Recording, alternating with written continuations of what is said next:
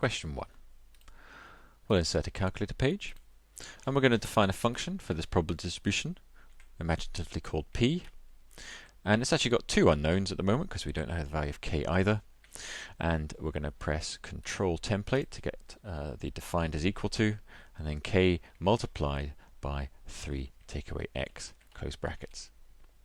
Now for this to be a valid distribution function, the sum of the probabilities when k is 0 plus the probability when x is 1, plus the probability when x is 2, plus the probability when x is 3, all that should equal 1. Now when I press enter, it will give me an error because it doesn't know the value of k, but therefore I'm now going to press menu, press algebra, numerical solve, and I'm just going to solve that equation, comma k. And it works out that k, well, that looks like 1/6, let's just check it. Menu, number, approximate it to a fraction. It is indeed 1/6. So what I can now do is I can press K, press Control Template to define it as being equal to, press up, and then press enter. K is now equal to 1/6. Now once it displayed as a table, best way of doing that is to insert a new page. So Control Doc and insert a listen spreadsheet. Now at the very top of column A, I'll call it XV for X values. And at the top of column B, I'll call it PV for P values. Good to use two letters so they don't get mixed up with a column or a variable. And the X values are 0, 1, 2, and 3. And the P values we can work out using our function which we defined. So I'll just put an equals in there. If I press var, I can then choose the function P. And I can type in K, XV. K is the parameter we've now defined, and that's why it's in bold. XV are the X values.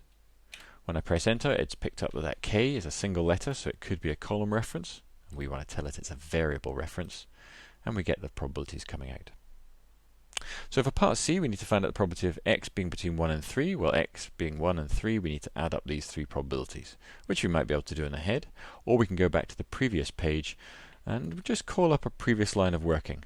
That one there, if I just delete out the last bit and scroll to the beginning and delete out those bits, there's me summing the probabilities of 1, 2, and 3, and I get the value of a half. And for part D, I need to work out the probability of being between 1 and 3, but not including 1 and 3, so it looks as if that's just going to be when it's 2. Now to work out the expectation and variance, what we can do is press Menu, Statistics, Statistic Calculations, and one variable statistics. We do have just one list here. It is the value of X values, so XV, and the frequencies are effectively the probabilities. When I click OK, it tells me all the facts I might need to know about this.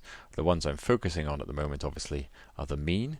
It looks to be like 2/3 there in decimal, and I'm after the variance. Now, it's told us the standard deviation, so I'm going to have to square that number. So to access these two, I'm going to press var, and I get all these statistical values which have just been calculated. And statistics for the mean, I'll press enter, and if I want to convert that to a fraction, I can do. Menu, number, approximate to fraction. It is indeed 2/3.